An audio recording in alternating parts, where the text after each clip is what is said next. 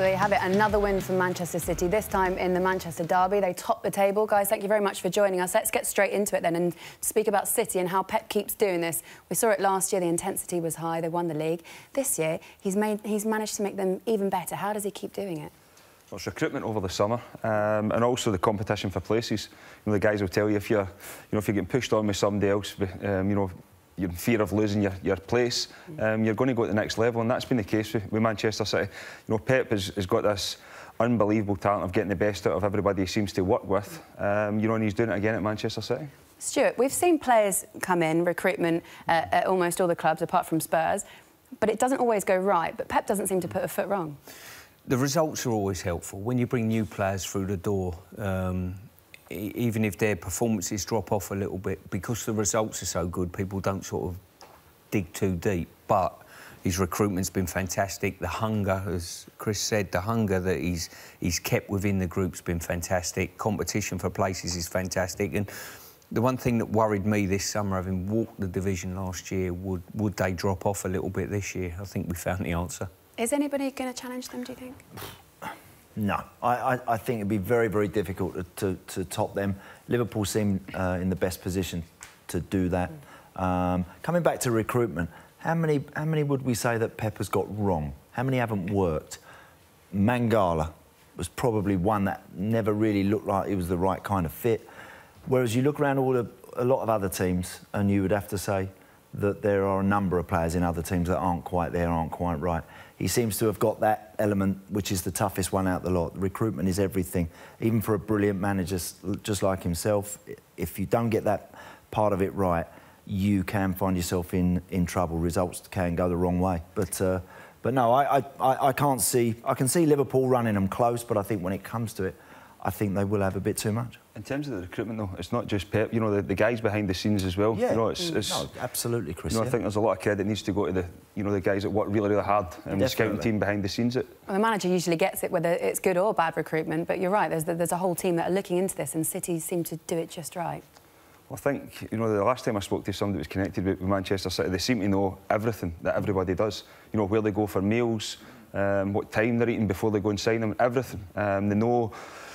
There's no stone left unturned, and I think at that level, when you've got the finances and the power to go and do it, you can see, as Andy says, the recruitment side of it, there's not many they get wrong, but you've got to look at the small little details that make a big, big difference. The stats behind it show just how much they're improving under Pep compared to last year. Look at it this year. So these are the top 5 teams in the Premier League. They're most on goals, most on touches in the opposition box, most possession. They're just so dominant, Stuart.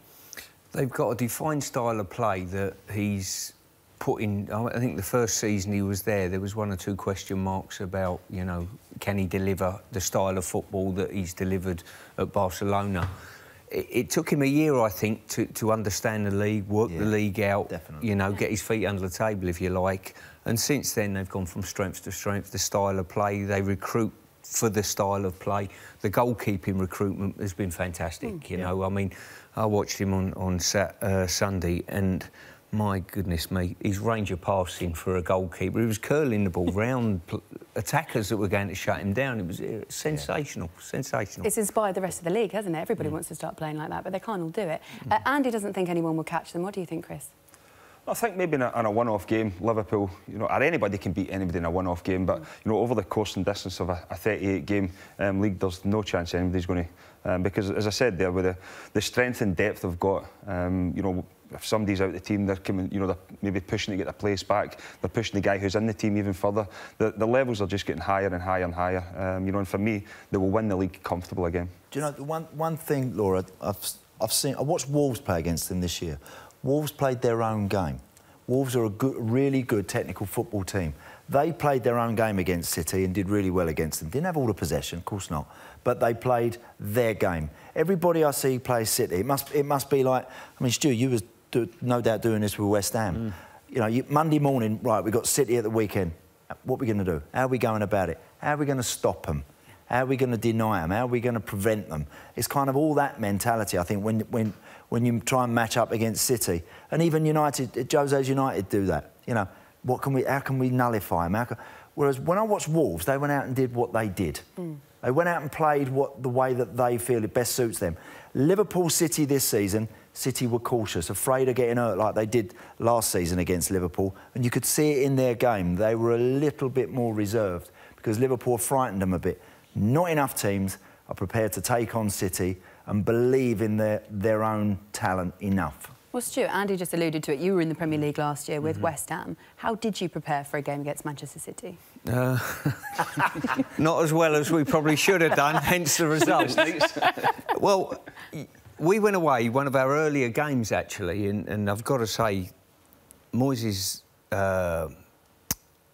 studying of the opposition, studying of movement of Man City was fantastic, and we were in the game for a long time. Away from home, I think we were 1-0 up at half-time, but you do go with a rearguard action. You do. You go with a fear factor, and you say, if we play a flowing game, this could be 10. Yeah. And they could hit anybody for 10 in the Premier League. Outside the top, maybe 6, they can really put a big score up against you. So you've got to be very careful you don't overextend. You've got to get your tactics right.